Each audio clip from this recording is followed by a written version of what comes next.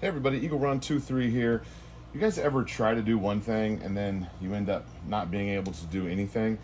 So I was needing to get some measurements. I knew that the battery on my calipers was running low. It was kind of fading out on me, not giving me a clear reading. So I knew the battery was low, and I actually ordered in some extra batteries, so that's fine.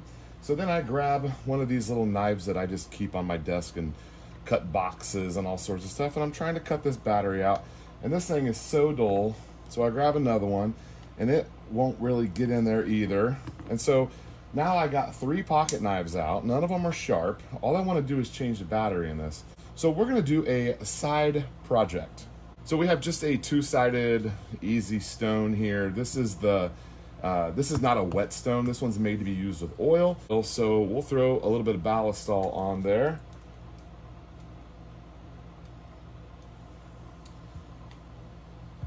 I'm a big fan of Ballistol. I use it on all sorts of stuff. It works great for lubrication. I use it to clean and lubricate firearms, and it'll work just fine here on this little oil stone for us to fix our problem, open the package, and get back to work.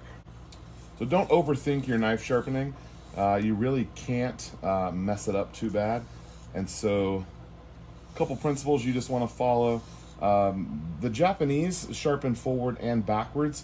It's a very American way to do it, where you just go into the blade, which is fine. It doesn't really matter. I feel like we're getting sharp blades either way.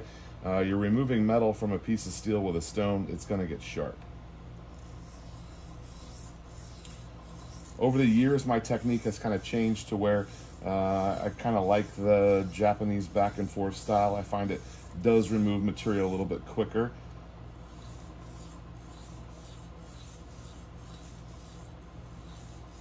Now, none of these knives have any damage in them, so I am using the fine side of the stone. And if this were a high-end kitchen knife, or I was doing a knife or a pair of scissors for my wife, I would definitely use all of the stones. But for this one, we're just going to use this little combination. It's just a coarse and a fine. I don't even know what the numbers on it are. It doesn't really matter. We're not going for blade perfection here. We're just trying to improve our edge. I bet we're already there. Yeah, we're already there. We're able to cut. Already there, able to cut right through there. So that's great. Well, while we got this out, we're gonna go ahead and, that thing is filthy. So these are kind of the letter opening, box cutting knives. They're not a EDC carry or anything nice. This is a Schrade. But it's just a little cheap Schrade. I think it was a handout at Cabela's, as I recall. I think everyone who walked through the door that day ended up with this knife. That was probably 10 years ago, and I've sharpened this knife hundreds of times.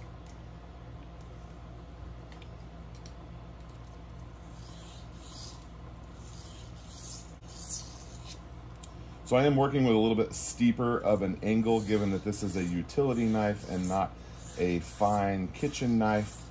So our angle is a little bit greater. Hopefully you get more durability out of that, but as a result, it's not as sharp in general, but we're not cutting lettuce, so it should be all right.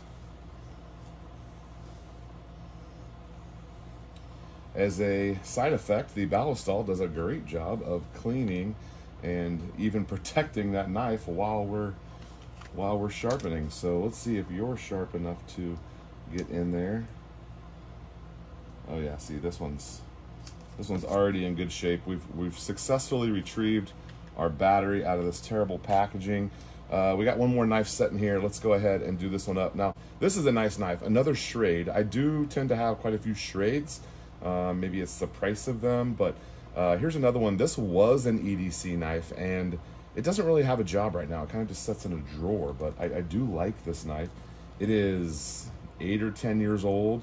Lockup it's got a little wiggle to it, but this was a heavily used knife. It's been sharpened who knows how many times. Let's just go ahead and touch it up while we're here. It does not need much. This one actually probably could have accomplished the task of opening our package.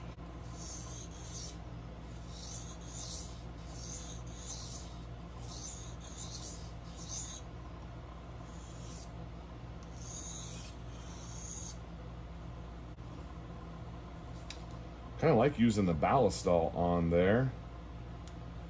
Got a nice little coat of oil while we sharpen. It's perfectly fine for cutting. Does a perfectly fine job of cutting through the plastic and the cardboard. All right, we are good to go. We can finally get back to work. I have lots of things to show you guys. There's been so much going on, and I'm way behind. Looks like, all right, looks like this is going to work just fine. Let's zero that out. I have so much to show you guys. I am way behind on content. I actually have a list over here. On that list are 17 videos that need to be shot. And so gonna be coming at you pretty fast here starting next week. And I'm excited about it because the projects are ones that we've been literally dreaming about, and they're finally here. They're ready to be assembled. I'm having an absolute great time. So there's one other thing that I would like to do with you guys while we're here. We have a pair of leather gloves that I've actually flipped inside out. I find that when you flip them inside out and put those seams on the outside, it makes them way more comfortable. And so I'd like to put a little coat of Ballistol on these. This worked really well on our baseball glove, and so I'm trying to find some more uses for this stuff. Thanks again to Ballistol. They sent us a bunch of stuff. I've got some of their products in our giveaway, and so you guys can experience some as well. Ballistol will be linked in the comments down below, so check them out if you're not already a fan. This is my first time using the spray. We usually use the like aerosol type. This is my first time using the pump spray, and it's nice that I can choose if I want a mist or if I want a stream. So we're gonna put a little bit of Ballistol on. Oh, is that a stream? Oh, mist. There we go. So we're gonna see if we can treat these gloves a little bit and keep them lasting a long time. So these are not the dirty work gloves. These are the ones that if I'm, working with a shovel or something, these aren't gonna get dirty. These are going to relatively stay clean.